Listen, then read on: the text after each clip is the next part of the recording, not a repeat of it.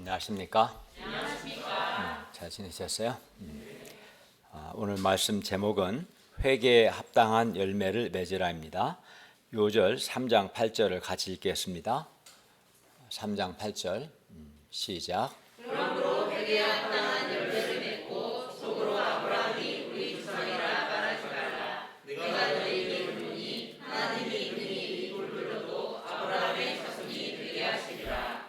기도하겠습니다. 오늘 오신 주님, 오늘도 저희가 살아계신 성부, 성자, 성령 하나님께 예배드릴 수 있는 은혜와 특권을 주셔서 감사합니다. 우리가 겸손하고 감사한 마음으로 하나님을 예배함으로 하나님을 기쁘시게 하게 도와주시옵소서. 또 하나님께서 우리를 긍휼히 여겨주셔서 우리의 많은 허물을 용서해 주시고 하나님의 말씀으로 우리에게 은혜와 복을 주시기를 기도합니다. 예수님의 이름으로 기도하였습니다. 아멘. 교인들 중에는 이제 보면 자기가 모태 신앙인 것을 자랑하는 사람도 있고, 나는 이제 모태 신앙이니까 신앙이 좋다. 근데 우리 교회 2세들은 다 모태 신앙이죠.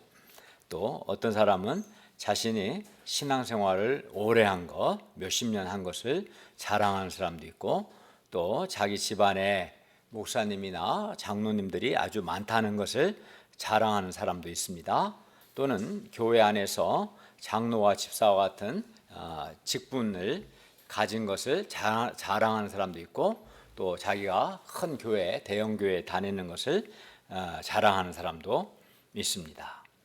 그리고 대체로 이러한 사람들, 이렇게 자랑하는 사람들은 하나님 앞에서 진지하고 진실하게 살지 않습니다. 그리고 무엇보다 문제는 하나님께서 이러한 사람들의 자랑들을 단 하나도 인정하지 않으신다는 겁니다. 아무리 자랑해도 하나님은 이 자랑하는 것을 인정하지 않습니다. 하나님께서 우리에게 원하시는 것은 오늘 본문을 보면 이러한 자랑이 아니라 회개에 합당한 열매를 맺는 것입니다.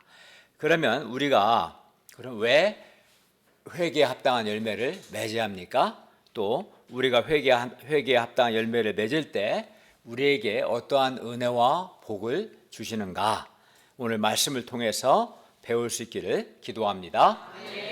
1, 2절은 세례 요한이 주의 길을 준비하는 사역을 할 당시 시대적 배경입니다. 그런데 이때 2절 하반절을 보시면 3장 2절 하반절입니다. 하나님의 말씀이 빈들에서 사가랴의 아들 요한에게 임했습니다. 하나님의 말씀이 예루살렘 성전에 있는 대제사장 안나스나 가야바에게 임하지 않고 빈들에 있는 요한에게 임한 겁니다.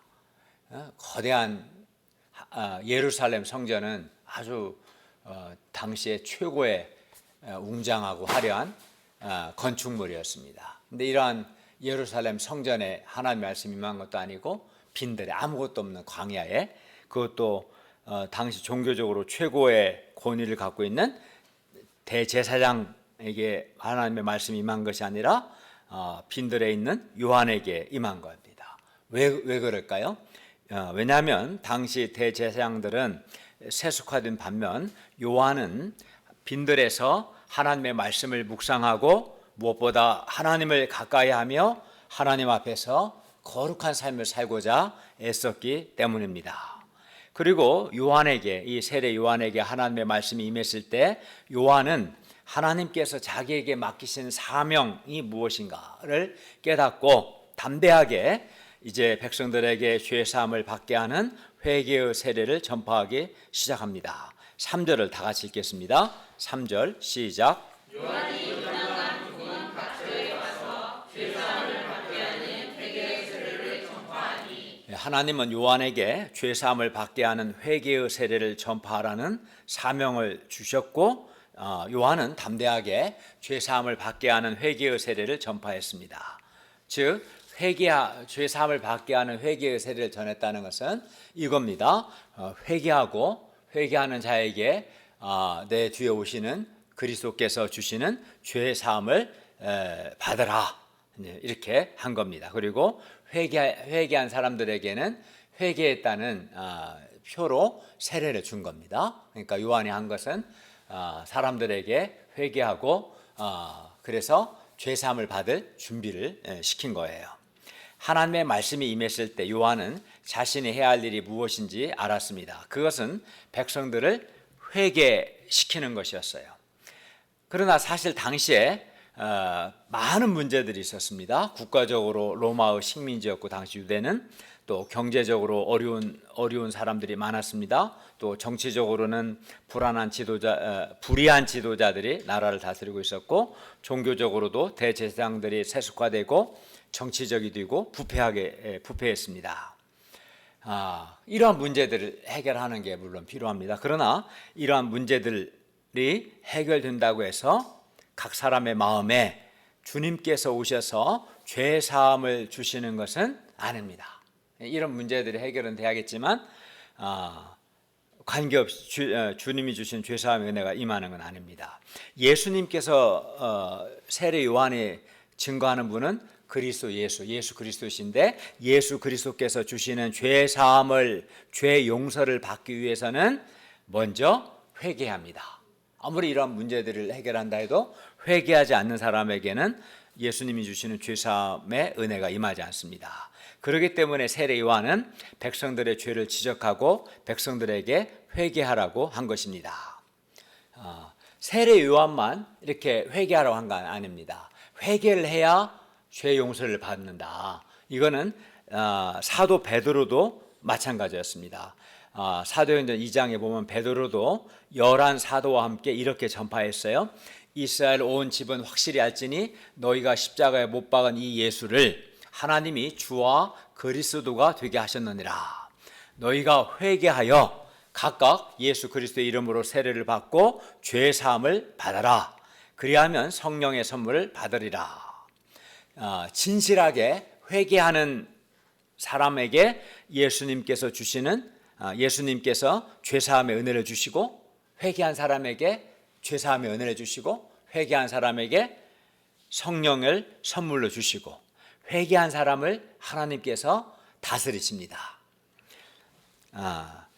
그렇기 때문에 회개하는 것은 매우 중요합니다.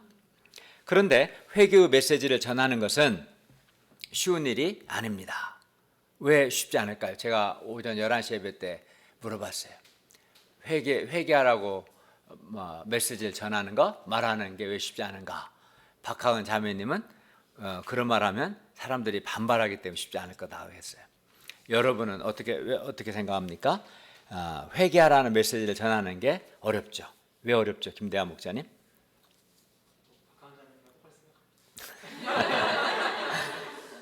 똑같이 생각해요? 좀 창조적으로 한다. 사람들은 회개하라는 말 듣는 것을 본성적으로 싫어합니다. 기분 나빠합니다. 사람들은 다른 사람들이 자기를 인정해주고 또 칭찬해주고 위로해주는 말, 적어도 자기를 공감해주는 말을 듣고 싶어하지 자기 죄를 지적하고 죄를 깨닫게 하는 말, 회개하라는 말은 듣고 싶어하지 않습니다. 사람들은 다른 사람이 자기 죄를 지적하는 것을 기분 나빠하고 자존심 상해합니다. 여기 있는 여러분은 그렇게 교만하지 않을 거라고 저는 생각합니다만 목자가 죄를 깨닫도록 돕는 것도 기분 나빠하고 자존심 상해할 만큼 교만한 사람들도 있습니다. 그래서 회개의 메시지를 전하면 어떤 사람과는 관계가 불편하게도 깨집니다. 상대방이 기분 나빠하니까. 그래서 사람을 회개하도록 돕는 것이 매우 부담이 돼요. 회개하라고 도와야 하는데 회개를 해야 죄사함도 받고 성령의 선물을 받고 하나님의 은혜로운 통치를 받아요. 그러니까 회개하는 것이 매우 중요해요. 그러려면 죄를 그 사람의 문제가 뭔지 죄를 깨닫도록 돕고 회개하라고 해야 하거든요. 근데 이제 회개하라고 하면 사람들이 반발하고 기분 나빠하니까 또 어떤 경우는 좀 교만한 사람은 막 관계성이 이게 파괴되고 깨지기 때문에 회개하도록 사람 돕는 것이 매우 목자로서는 부담이 되는 겁니다. 그러나 회개가 없이 죄 사함을 받을 수는 없습니다. 회개하지 않으면 하나님의 은혜로운 통치를 받지 못합니다. 회개하지 않는 자를 하나님께서 통치하지 않습니다. 회개하지 않는 자는 하나님의 은혜로운 통치, 천국을 맛보지 못합니다. 우리가 회개하고 회개에 합당한 열매를 맺어야 예수님께서 주시는 죄사함의 은혜를 받을 수 있습니다. 회개하는 자에게 주님께서 죄사함의 은혜를 주시고 성령을 선물로 주시고 무엇보다 그 은혜로 그를 다스려 주십니다. 그렇기 때문에 사람을 정말 사랑하는 것은 그가 회개함으로 예수님이 주시는 죄사함의 은혜를 받고 성령을 선물로 받고 그가 하나님의 은혜로운 통치를 받음으로 천국을 맛보도록 누리도록 하는 거예요. 이게 진짜 사랑이고 최고의 사랑인 겁니다. 그렇기 때문에 이 시대 우리가 해야 할 일도 세례 요한같이 사도 베드로처럼 죄사함을 받게 하는 회개의 세례를 전하는 겁니다. 회개하고 예수님을 믿고 예수님이 주시는 죄사함을 받고 하나님의 은혜로운 통치를 받으세요. 이걸 해야 하는 거예요. 그리하여 사람들이 회개하고 하나님께로 돌이켜서 예수님이 주시는 죄사함을 받고 하나님의 은혜로운 통치를 받고 그리하여 천국을 소유하도록 우리가 도와야 합니다. 요한이 요단강 부근 각처에 와서 죄사함을 받게 하는 회개의 세례를 전파하자 사람들이 세례를 받으러 요한에게 나왔습니다. 이때 요한은 세례 받으러 나온 무리에게 뭐라고 합니까? 7, 8절을 다 함께 읽겠습니다. 시작. 요한이 세례 받으러 나오는 무리에게 이르되 독사의 자식들아 누가 너희를 이끌어 장차올 진노를 피하라 하느냐. 그러므로 회개에 합당한 열매를 맺고 속으로 아브라함이 우리 조상이라 말하지 말라. 내가 너희에게 이르노니 하나님이 능히 이 돌들로도 아브라함의 자손이 되게 하시리라. 요한은 먼저 세례 받으러 나온 사람들에게 독사의 자식들이라고 책망했습니다.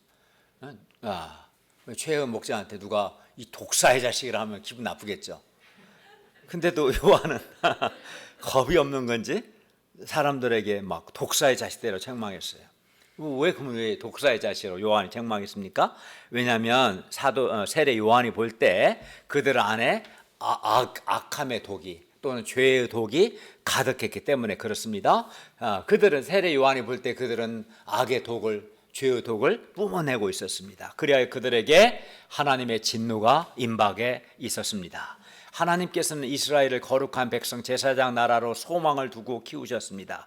그들이 세상 만민에게 하나님의 말씀을 전함으로 하나님의 빛을 발하기를 하나님은 간절히 원하셨습니다. 그러나 그들은 하나님의 말씀대로 살지 않았고 그리하여 하나님의 빛을 발하는 것이 아니라 악의 독을 죄의 독을 뿜어내고 있었던 것입니다. 그리하여 이들에게 장차 하나님의 무서운 진노가 임하게 된 겁니다. 그들이 장차 임할 진노를 피하기 위한 유일한 길은 회개에 합당한 열매를 맺는 겁니다. 회개에 합당한 열매를 맺어야 하나님의 진노를 피할 수 있습니다. 회개에 합당한 열매를 맺으면 하나님의 진노를 받지 않습니다.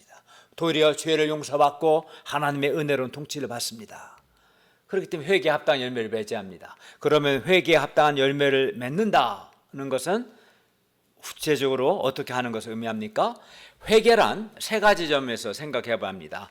회개란 먼저 하나님 앞에서 자기 죄를 인식하는 지적인 측면에 봤을 때 일단 내가 뭘 잘못했는가, 어떠한 죄인인가 자기 죄를 깨달아야 돼요. 인식하고 둘째는 정서적인 면에서 자기 죄에 대해서 애통하는 마음을 가져야 하고 셋째는 의지적 측면에서 그 죄를 떠나고자 하는 의지적 결단이 요구되는 겁니다. 그게 많은 사람들이 죄를 인식하지도 조금 말씀 앞에서 죄를 인식하는 걸로 끝나는데 그거는 회개가 아닙니다. 최소한 자기 죄를 깨닫고 자신의 죄에 대한 애통함을 갖고 그 죄를 떠나고자 하는 결단이 있어야 합니다. 회개란 죄를 떠나서 하나님께로 돌이키는 겁니다. 회개란 더 이상 그 죄에 머물러 있지 않는 겁니다. 계속 회개한다고 하고도 그 죄에 머물러 있다면 그거는 거짓된 겁니다. 회개가 아닙니다. 따라서 회개에 합당한 열매를 맺는다는 것은 먼저 자기 죄를 인식하고 깨닫고 애통해하며 그 죄를 떠나고자 하는 분명한 결단을 하는 것입니다. 그럼 이것으로 끝인가? 절대 그렇지 않습니다. 회개에 합당한 열매를 맺는다는 것은 다음으로 이제 죄를 떠나고자 결단했고 하나님께 돌이키고자 결단했는데 이 결단한 것을 자신의 삶 속에서 실천함으로써 회개의 열매를 맺는 겁니다. 이게 이제 진짜 회개입니다.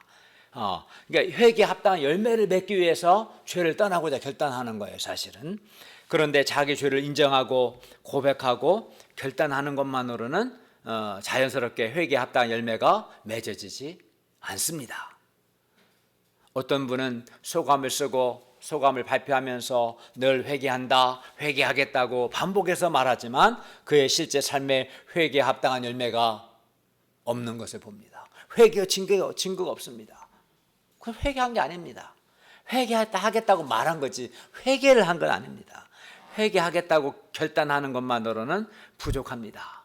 정말 회개를 해야 하고 회개의 증거가 나타나고 회개에 합당한 열매가 있어야 합니다. 회개에 합당한 열매를 맺기까지 삶 속에서 부단한 영적인 투쟁을 해야 합니다. 반복해서 말씀대로 살고자 하고 이를 위해서 기도의 투쟁을 해야 하고 해야 회개에 합당한 열매를 맺을 수 있습니다. 예를 들어 육신의 정욕을 회개한다는 것은 자신이 정욕의 죄인임을 인정하는 것으로 끝나지 않고 순결과 거룩함의 열매를 맺기까지 말씀과 기도의 영적 투쟁을 해야 합니다. 예를 들어 내가 거룩하니 너희도 거룩하라 하신 말씀대로 하나님 제가 순결하고 거룩한 사람이 되게 해주십시오. 그런 죄의 정욕이 올라올 때 그 죄를 회개하고 하나님의 은혜를 구합니다. 하나님 내가 순결하고 거룩한 삶을 살고자 하는 소원을 주시고 저의 연약함을 아시고 제가 그런 사람이 될 수 있도록 도와주십시오. 반복해서 말씀을 붙들고 투쟁할 때, 기도하고 투쟁할 때 조금씩 회개에 합당한 열매가 맺어지는 겁니다. 가만히 있으면 안 맺어지는 거죠. 당연히 결단도 해야지만 결단만으로도 안 돼요. 어떤 사람은 결단도 안 해요. 회개하지 않겠다고 그러죠. 그런 사람에게는 하나님의 진노가 임할 것이고 그런 사람에게는 죄 용서의 은혜가 임하지 않을 것이고 그런 사람은 결코 하나님의 은혜로운 통치를 누리지 못할 겁니다. 교만을 회개한다는 것은 자신이 하나님 앞에서 교만하다는 것을 인정하고 겸손의 사람이 되기까지 변화되기까지 오랫동안 영적 훈련을 받는 것입니다. 이기심을 회개한다는 것은 섬김과 사랑의 열매를 실제 삶 속에서 맺어가는 겁니다. 이기적인 마음을 끊임없이 기도하는 가운데 부인하고 다른 사람을 실제로 여러 모양으로 섬기는 삶을 사는 겁니다. 불신과 불평을 회개한다는 것은 불신을 주장하지 않고 하나님의 선하심과 사랑과 합력의 선을 이루심을 굳게 믿는 사람이 되고 그리고 불평을 회개한다는 것은 감사하는 사람이 되는 겁니다. 그리고 이것이 회개입니다. 삶 속에서 구체적이고 가시적인 눈에 보이는 회개의 열매가 있어야 합니다.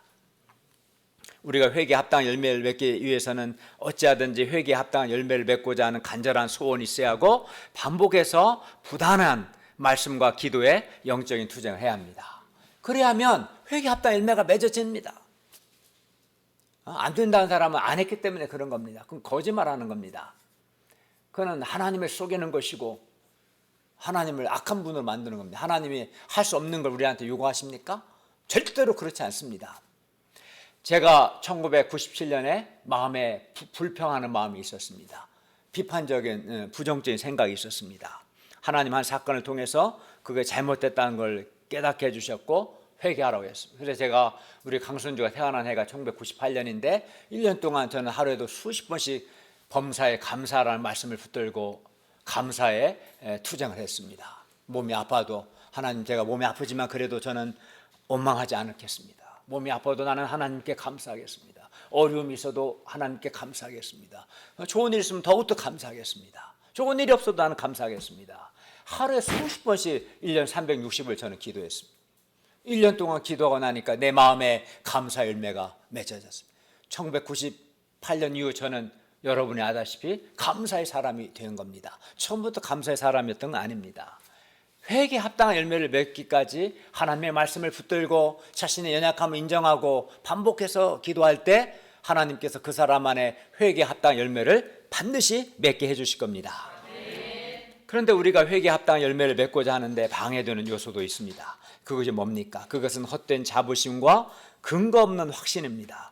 이스라엘은 속으로 아브라함의 자손이라는 헛된 자부심이 있었습니다. 그들은 아브라함의 믿음과 순종은 배우지 않으면서 혈통적으로 아브라함의 자손이라는 생각 때문에 우리는 아브라함의 자손이기 때문에 구원을 받을 거야 라고 생각했습니다. 그래야 그들은 회개하지 않았습니다. 하나님 앞에 교만했고 그 결과 그들은 하나님의 진노 아래 놓이게 된 겁니다. 헛된 자부심이 오히려 하나님의 진노 아래 놓이게 만든 겁니다. 회개에 합당한 열매가 없이 헛된 자부심만 있어서는 결코 하나님의 진노를 피할 수 없습니다. 어떤 사람은 오랫동안 신앙생활을 했다는 헛된 자부심이 있습니다. 그걸 하나님이 원하시는 게 아닙니다. 하나님이 원하시는 건 단 한 가지입니다. 회개에 합당한 열매를 맺는 것. 네 삶에 정말 구체적으로 눈에 보이는 회개에 합당한 열매가 있는가, 그거 딱 하나만 보시는 겁니다. 다른 거 안 봅니다. 신앙생활 몇 년 했는가 전혀 관심도 없어요. 교회에서 어떤 직분을 갖고 목사 직분이라서 봐주는 거 없습니다. 네가 말로만 회개하는 게 아니라 정말 회개했고 그래서 회개 합당 열매가 있는가, 그 한 가지 보시는 겁니다. 어떤 사람은 자신은 그래도 성경 공부도 하고 이렇게 주일 예배도 드리기 때문에 괜찮을 거야? 하나님의 진노를 받지 않을 거야? 라고 근거 없는, 이것까지 근거 없는 확신입니다.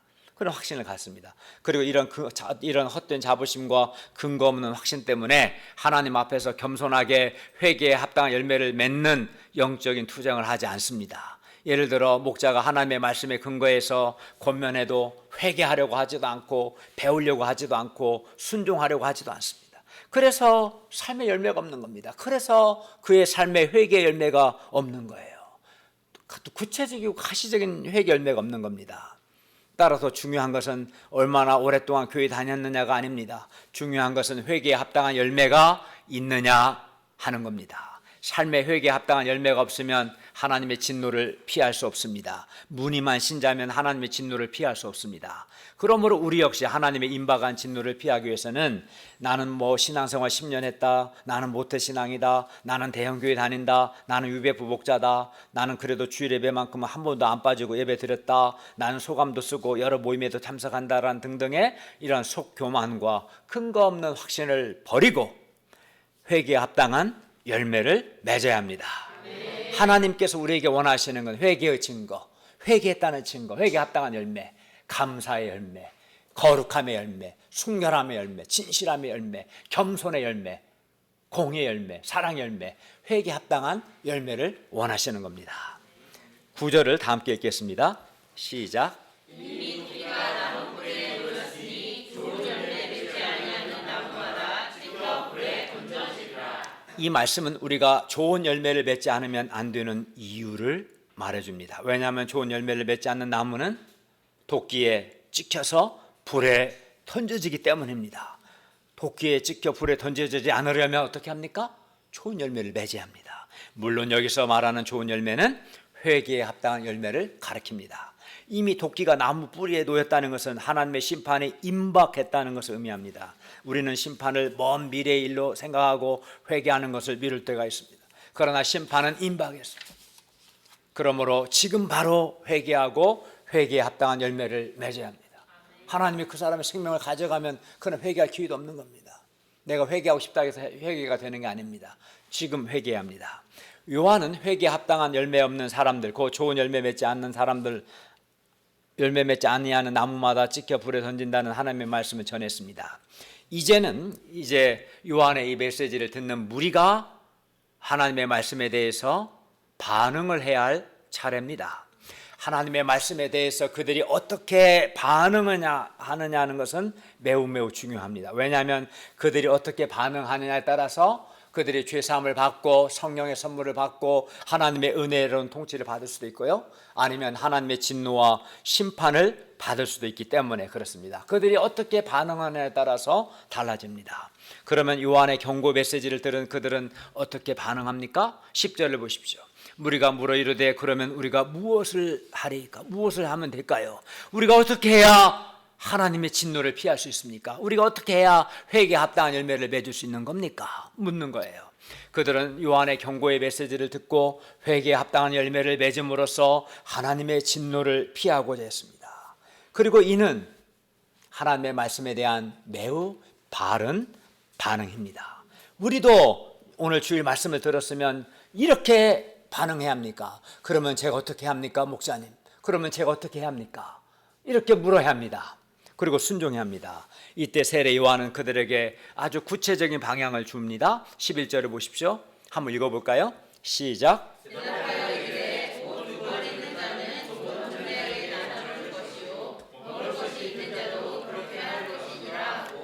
여기서 옷 두 벌 있는 자나 먹을 것이 있는 자는 그래도 물질적으로 여유가 있는 사람입니다. 그들은 두 벌 옷이 있는 사람들이고 양식을 갖고 있는 사람들입니다. 여기서 옷은 우리 맨몸 바로 위에 입는 속옷을 가리킵니다. 당시 사람들은 이 옷만을 입을 수도 있고 그 위에 기다란 겉옷을 걸칠 수도 있었습니다. 당시 팔레스타인 지방은 일교차가 심해서 여행자들은 밤에 기온이 떨어질 때를 대비해서 여벌옷, 그 속옷을 가지고 다니는 사람들이 있었습니다. 속옷이 우리가 아주 작은 속옷은 아니고 이렇게 몸 전체를 이렇게 입는 그런 정도 사이즈 큰 옷입니다. 근데 이 경우 이제 어떤 사람은 너무나 가난해서 이 여벌에 옷이 없었습니다. 이 경우 두 벌 옷을 가진 사람은 이제 추울 때 한 벌을 잘 입으면 이제 추위를 막을 수 있잖아요. 근데 두 벌이니까 한 벌 여유가 있잖아요. 이런 경우 가난한 사람에게 그 여벌의 한 벌을 이렇게 나눠주라는 겁니다. 그리고 이것이 바로 회개에 합당한 삶이라는 거예요. 아주 구체적이죠. 옷뿐만 아니라 양식도 그렇게 하라는 겁니다. 나는 먹을 게 있고 이 사람 먹을 게 없어. 근데 내가 남았어 음식이. 그럼 주라는 거예요. 그게 회개라는 겁니다. 그러므로 여기서 볼 때 회개에 알맞는 합당한 열매를 맺는 삶이란 자신이 가진 여분의 물질을 필요한 사람들과 나누는 삶이라고 할 수 있습니다. 이는 실제 삶에서 이웃에 대한 사랑과 긍휼을 실천하라는 거예요. 실제 삶 속에서 이웃 사랑과 긍휼을 실천하라. 회개란 마음을 다하여 하나님을 사랑하고 이웃을 내 몸과 같이 사랑하는 겁니다. 회개에 합당한 열매는 구체적인 이웃 사랑으로 나타나야 합니다. 반면 이기적이고 다른 사람에 대해서 무관심한 것은 그 죄입니다. 아주 그건 되게 이기적이고 자기중심적인 아주 지독한 죄예요. 한국 사회의 심각한 사회 문제인 이 양극화, 우리나라 양극화 심하죠. 사실 이웃에 대한 무관심과 이기심과 특히 탐욕의 죄 때문에 그렇습니다. 우리 크리스천들이 사랑과 긍휼을 실천함으로 회개에 합당한 삶을 살 때 우리 사회의 양극화는 많이 줄어들 겁니다. 예를 들어서 서울에 크리스천들이 되게 많은데 나는 주거 목적으로 집 두 채까지는 인정해요. 교육이나 직장 문제로 가족들이 따로 할 수 있으니까. 근데 난 두 채까지만은 소유하고 세 채 이상은 소유하지 않겠다.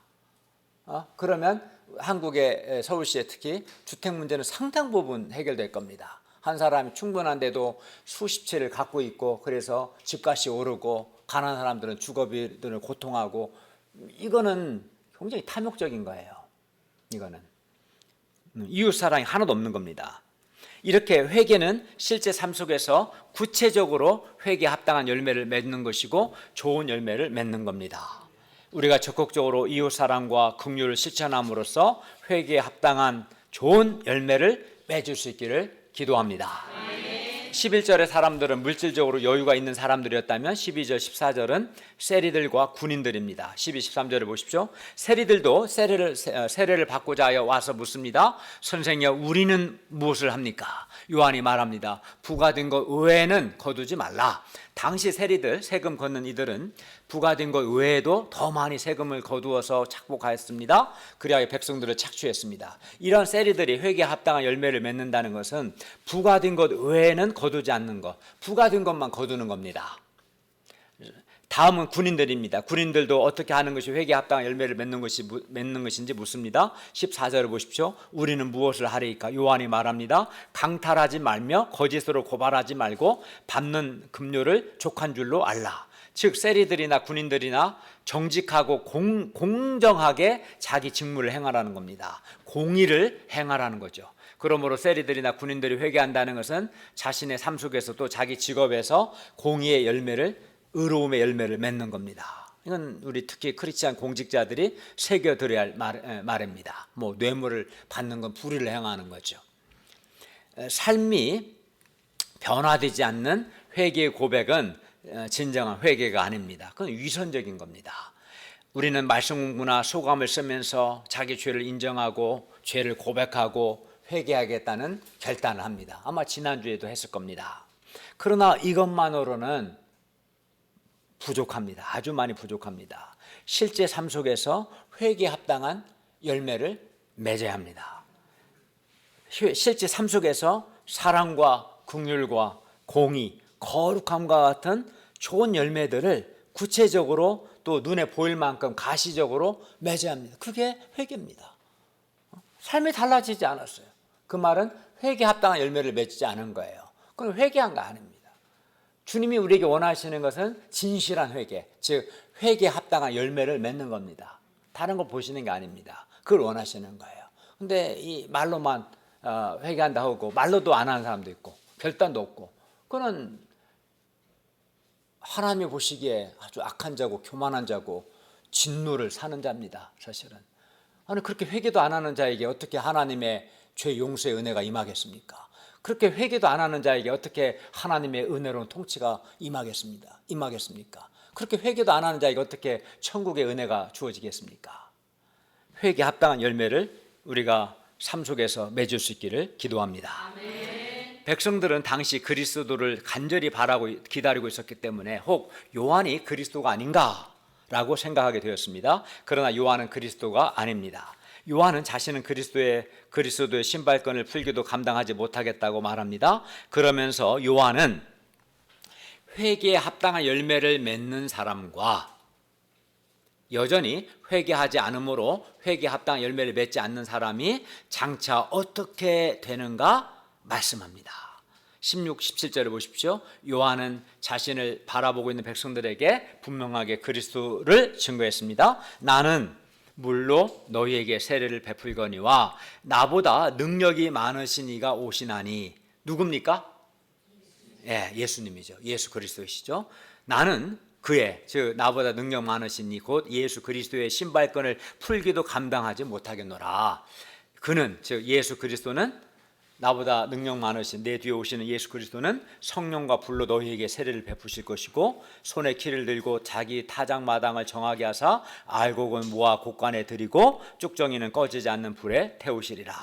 요한은 회개하는 사람들에게 물로, 이제 회개하면 물로 세례를 주었습니다. 물론 아직 회개 합당 열매를 맺지는 않았을지라도, 그러나 물 세례, 요한이 준 이 물로 준 세례는 죄 사함을 받기 위한 준비에 불과합니다. 그래서 물 세례 자체가, 세례 요한이 준 이 물 세례 자체가 죄 사함을 주거나 또 사람을 근본적으로 변화시키거나 할 수는 없습니다.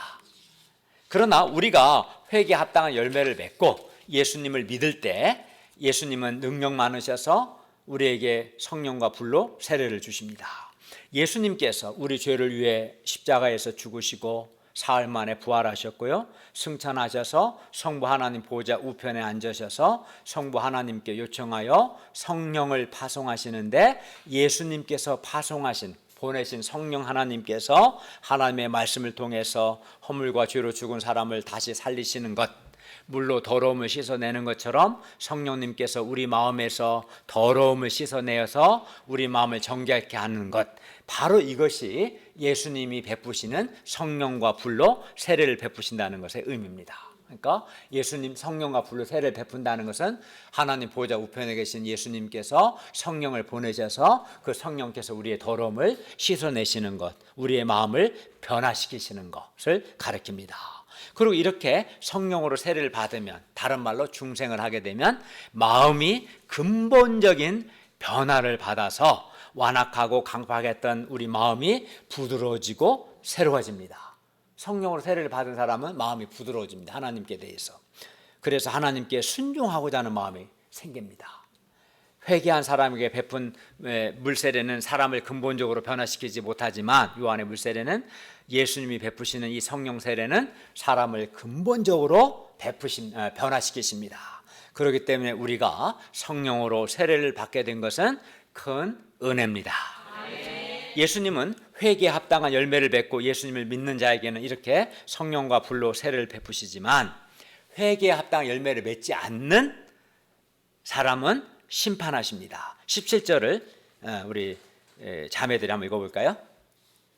시작. 손에 키를 들고 자기의 타작마당을 정하게 하사 알곡은 모아 곳간에 들이고 쭉정이는 꺼지지 않는 불에 태우시리라. 이는 예수님의 심판을 가리킵니다. 예수님은 손에 키를 들고, 키가 뭔지 알죠? 그 복식을 이렇게 곡식 떠는 채죠. 이 키를 들고 손에 자기 타작마당을 정하게 하사 알곡은 모아서 천국 곳간에 들이시고 쭉정이는 껍데기가 쭉정이죠. 꺼지지 않는 지옥불에 태우십니다. 그러면 여기서 누가 알곡이고 누가 쭉정일까요? 회개함으로 회개에 합당한 열매를 맺은 사람이 알곡이고 회개하지 않고 그래서 회개에 합당한 열매를 맺지 않은 자가 쭉정입니다. 당시 이스라엘 공동체 안에 알곡뿐만 아니라 쭉정이도 있었던 것처럼 오늘날 교회 공동체에도 알곡만 있는 것이 아니라 쭉정이들도 많습니다. 한국 교회는 특히 쭉정이들이 아주 많습니다. 회개가 없는 사람들, 그리하여 회개에 합당한 열매가 없는 사람들이 쭉정입니다. 반면 회개하고 죄의 용서를 받고 하나님의 은혜로운 다스림을 받음으로 천국을 맛보고 경험하는 사람들이 다 알곡들입니다. 물론 여기 있는 우리 여러분들은 알곡이겠죠. 회개에 합당한 열매를 맺음으로 우리가 알곡이 되기를 바랍니다. 그리하여 하나님의 진노를 피하기를 바랍니다. 그런데 회개에 합당한 열매를 맺으라는 요한의 메시지에 대해서 모든 사람이 다 바르게 반응한 것은 아니었습니다. 삶 속에서 회개에 합당한 열매를 맺으려고 하지 않고 도리어 더욱 악하게 반응하는 사람도 있었습니다. 그 대표적인 사람이 분봉왕 헤롯이었어요. 19, 20절을 볼까요? 분봉왕 헤롯은 그의 동생이 아내 헤로디아와 간음한 것과 또 자기가 행한 모든 악한 일로 말미암아 세례 요한에게 책망을 받았습니다. 세례 요한이 분봉왕 헤롯을 책망했죠. 왕, 당신 그렇게 하면 안 됩니다. 하나님을 두려워하십시오. 정욕을 회개하십시오. 책망했어요. 근데 그는 책망을 받아들이지 않았습니다. 그리고 도리어 한 가지 악을 더했는데 그것은 자기를 책망한 세례 요한, 하나님의 선지자 세례 요한을 옥에 가두었습니다. 그럼 나중에 칼로 베어 죽입니다. 이로써 헤롯은 회개할 수 있는 기회를 스스로 거부했습니다. 그리고 회개할 수 있는 기회를 거부했기 때문에 그는 쭉정이이고 그는 하나님의 무서운 심판을 받을 것입니다. 이처럼 회개의 메시지 앞에서 항상 상반된, 서로 대조된 두 가지 반응이 나타납니다. 자신의 죄를 인정하고 회개에 합당한 열매를 맺는 사람과 회개를 분봉왕 헤롯처럼 거부하는 사람입니다. 그리고 회개에 합당한 열매를 맺는 사람은 예수님이 주시는 죄 용서의 은혜를 누리고요, 하나님의 은혜로운 통치를 받습니다. 성령 하나님의 은혜로 마음이 깨끗하게 되고 근본적인 변화를 체험합니다. 그리고 그는 더욱 알곡이 되고, 이렇게 회개에 합당한 열매를 맺는 사람은 하나님의 은혜로운 통치를 받아서 그 자신의 인생 속에서 더욱 좋은 열매들을 맺게 됩니다. 반면 회개에 합당한 열매를 맺지 않는 사람은 쭉정이가 되고 심판을 받습니다. 그렇기 때문에 우리가 회개에 합당한 열매를 맺음으로 죄도 용서받고 하나님의 은혜로운 통치도 받을 수 있기를 바랍니다. 그리고 우리 인생 속에서 더욱 좋은 열매들을 맺을 수 있기를 바랍니다. 정말 말로만 하지 말고 진짜 자기 죄를 깨닫고 죄에 대해서 애통하고 죄를 떠나고자 결단하고 실제 말씀과 기도의 영적 투쟁을 하는 가운데 회개에 합당한 열매를, 가시적인 구체적인 열매를 맺을 수 있기를 바랍니다. 이상에서 요한은 백성들의 죄에 도전하고 그들이 회개에 합당한 열매를 맺도록 촉구함으로써 그들이 예수님을 믿고 죄 사함을 받도록 준비시켰습니다. 그렇기 때문에 사람을 요한과 같이, 이렇게 세례 요한과 같이 회개에 합당한 열매를 맺도록 돕는 삶은 참으로 귀하고 가치 있고 위대한 삶입니다. 왜냐하면 그렇게 회개에 합당한 열매를 맺도록 도와서 그 사람이 회개에 합당한 열매를 맺으면 그 사람의 죄도 용서받고 하나님의 은혜로운 통치를 받게 때문에 얼마나 귀한 일을 하는 겁니까? 그렇죠? 그렇지만 또 동시에 귀하고 가치 있긴 한데 이 삶은 참 어렵습니다. 회개시키는 삶은 매우 어렵습니다. 왜냐하면 분봉한 헤롯과 같이 회개하기를 거부하고 도리어 완악하게 나오는 사람들도 있기 때문입니다. 그러면 요한은 어떻게 죄사함을 받게 하는 회개를 전하는 이러한 위대한 삶을 어떻게 요한이 살 수 있었을까요? 우리가 2절 하반절에서 본 것처럼 이는 세례 요한에게 하나님의 말씀이 임했기 때문입니다. 빈들에서 요한에게 하나님의 말씀이 임했을 때 요한은 하나님의 말씀에 사로잡혀서 담대하게 백성들의 죄에 대하여 도전할 수 있었습니다. 하나님의 말씀이 요한을 담대하고 확신 있고 능력 있는 하나님의 종이 되게 한 것입니다. 우리가 잘 아는 종교개혁가 마틴 루터도 처음에는 구원에 확신이 없었습니다. 그래서 그는 굉장히 많은 방황을 하고 어둠에 빠지고 고통을 겪었습니다. 그러나 그에게 로마서 1장 17절 오직 의인은 믿음으로 말미암아 살리라는 하나님의 말씀이 루터에게 임했습니다. 그때 그는 이 말씀을 통해서 구원의 확신을 갖게 되었고 오직 믿음으로 구원받는다는 이 복음의 진리를 담대하게 전할 수 있었습니다. 그는 거대한 로마 카톨릭의 부패에 도전해서 성경에 기초한 종교개혁의 역사를 이룰 수 있었습니다. 하나님의 말씀이 임하면 이렇게 담대하게 되고 믿음의 확신을 갖게 되고 하나님의 선하신 뜻을 깨닫게 되고 하나님이 주신 사명에 일생 헌신할 수 있게 되는 겁니다. 하나님의 말씀이 임하는 게 중요합니다. 1992년 저에게 제가 대학 졸업한 해인데 1992년 저에게 로마서 1장 5절 그의 이름을 위하여 모든 이방인 중에서 믿어 순종하게 하나니 이 말씀, 이 하나님의 말씀이 저에게 임했을 때 저는 임했다는 것은 말씀을 읽는데 이 한 말씀이 내 마음에 큰 은혜로 다가왔습니다. 이 말씀이 임했을 때 저는 불신자들에게 예수 그리스도의 복음을 전하고 그들을 믿어 순종시키는 것이 바로 하나님의 뜻이라는 확신을 갖게 되었고요. 말씀이 그렇게 되어 있으니까 그리고 이 일에 저는 헌신할 수 있었습니다. 1999년 어느 주일날 어느 주일 메시지를 준비하면서 또 저에게 요한복음 6장 9절 여기 한 아이가 있어 보리떡 5개와 물고기 2마리를 가지고 있나이다. 그러나 그것이 이 많은 사람에게 얼마나 되겠사옵나이까. 이 말씀이 임했을 때 저는 하나님께서 어린아이와 같이 부족한 저와 또 제게 있는 오병이어를 받으시고 복을 주셔서 제가 많은 사람들을 영적으로 배불리 먹일 수 있고 또 큰 일을 할 수 있음을 저는 이 말씀을 통해서 확신할 수 있었습니다.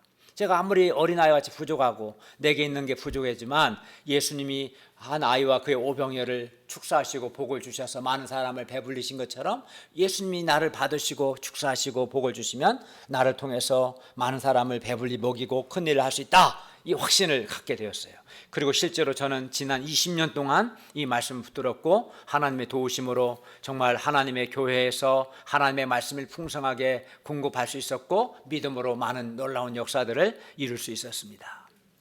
2000년 우리 강선혜가 2000년 태어났는데 어느 날 저에게 로마서 4장 17절 아브라함이 믿은 바 하나님은 죽은 자를 살리시며 없는 것을 있는 것으로 부르시는 이시니라. 하나님의 말씀이 저에게 임했을 때 저는 하나님께서 없는 것을 있게 하실 것을 확신했습니다. 예를 들어 하나님께서 없는 숙대 자매 목자를 하나님이 있게 하실 것을 확신했어요. 그리고 이 믿음으로 저는 믿음의 가정들을 세울 수 있었고 중앙대 형제 재량성과 숙대 개척을 할 수 있었고 이곳 교회 건물도 구입할 수 있었습니다. 그러므로 우리는 하나님의 말씀이 우리의 마음에 임하기를 간절히 사모해야 합니다. 왜냐하면 하나님의 말씀이 임하면 이렇게 담대하게 되고 믿음의 확신을 갖게 되고 하나님의 뜻을 깨닫게 되고 하나님께서 주신 사명에 헌신하게 되기 때문입니다.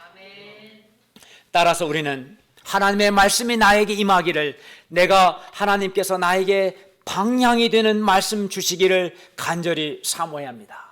구체적으로 어떻게 합니까? 구체적으로는 하나님의 말씀을 받고자 하는 하나님의 말씀이 내게 임하고 또 내 편에서는 하나님의 말씀을 받고자 하는 간절한 소원 가운데 그런 마음과 소원 가운데 구체적으로 개인 기도에 힘쓰고요. 성경 읽기도 하고 성경 공부하고 이렇게 주일 말씀도 듣고 또 진실하게 소감도 써야 합니다. 이렇게 하나님 앞에서 겸손하고 간절한 마음으로 하나님의 말씀을 받고자 하는 사람에게 하나님의 말씀이 반드시 임합니다. 그러니까 낙심하지 말고 꾸준히 한 달이 됐든 1년이 됐든 2년이 됐든 주시는 하나님의 말씀을 듣고 기도에 힘쓰면서 하나님께서 살아계신 하나님께서 나에게 나의 삶에 정말 필요한 나에게 방향이 되는 말씀을 주십시오. 그런 은혜를 사모하는 마음으로 구하는 심정으로 꾸준하게 말씀을 가까이 하고 기도에 힘쓸 때 어느 순간 하나님께서 한 말씀을 내 마음에 주시고 그 말씀이 나에게 확신을 주고 나에게 방향을 주시는 거예요. 그래서 여기에는 간절한 소원이 필요하고 조금 했다가 안 됐다 해서 포기하거나 낙심하거나 그러면 안 되고 꾸준하게 하나님의 은혜와 도우심을 사모하는 겸비한 마음으로 기도에 힘쓰고 줄 말씀을 듣고 말씀에 힘써야 하는 겁니다. 그리하면 반드시 하나님의 말씀이 나에게 임할 것입니다. 나에게 필요한 말씀을 주께서 인격적으로 주실 것입니다. 그래야 우리가 하나님의 말씀을 깊이 받을 수 있기를 기도합니다. 결론입니다. 우리가 회개에 합당한 열매를 맺는 진실한 회개를 통해서 첫째는 하나님의 진노를 피하고, 둘째는 예수님이 주시는 죄 사함의 은혜를 누리고, 또 성령의 선물을 받고 하나님의 은혜로운 통치를 받을 수 있기를 기도합니다. 또 그리고 예수님이 주시는 성령세를 받음으로 근본적인 변화를 체험하고 더 나아가 성령 하나님의 도우심과 인도함을 받을 수 있기를 기도합니다.